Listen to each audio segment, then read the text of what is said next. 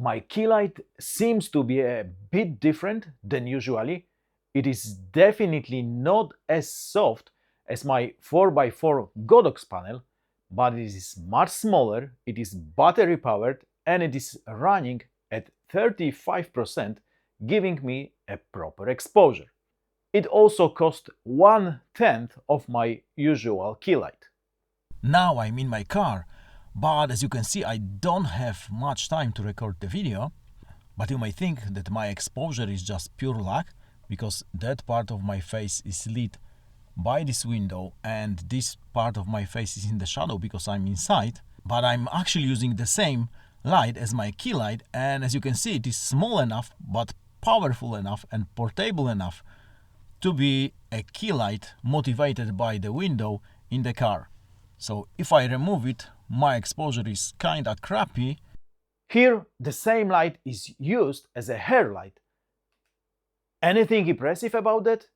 Yes, I'm using 4 stops of ND and it is still powerful enough. Amaranth T2C is almost not visible with this exposure. And here, are 6 stops of ND used, no problem, still illuminating myself correctly. And it is also RGB WW. This is Zhiyun CF100, and Zhiyun actually sent this light for free, but their only expectation was that I would use it in few scenarios, which I did. But I wouldn't be me if I won't compare it to some lights I already have and measure the output and noise levels. And it's not actually totally free for me, because according to Polish law I have to pay tax on such gifts.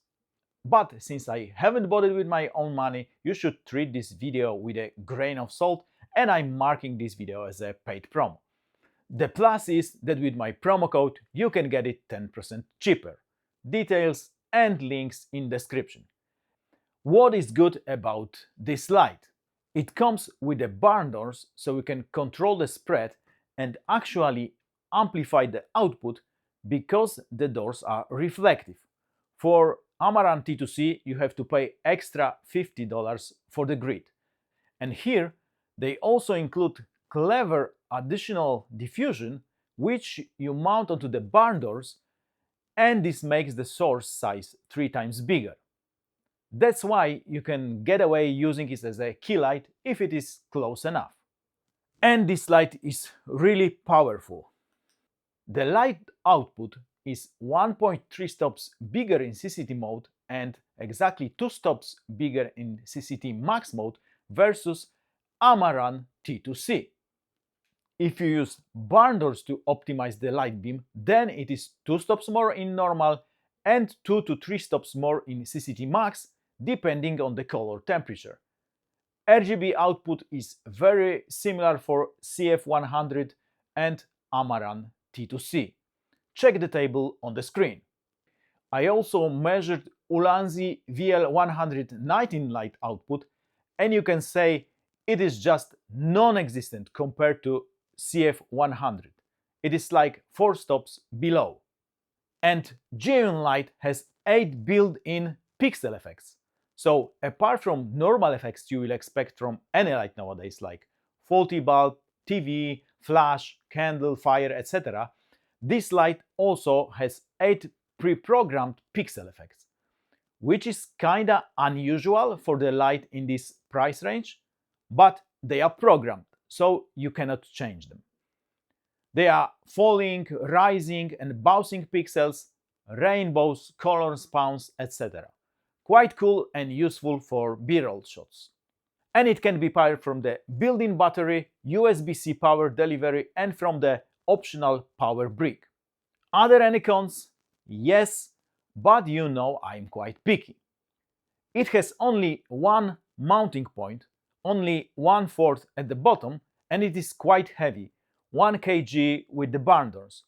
So I would be cautious mounting it overhead.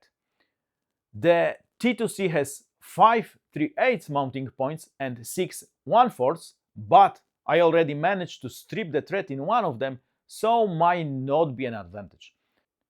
Ulanzi also has 1 1/4 hole on the bottom, but it is 5 times lighter. It has kinda cumbersome menu. It's not very intuitive, but you can get used to it. For me, the most annoying thing is the way you power it up. You have to press the power button and then spin the wheel.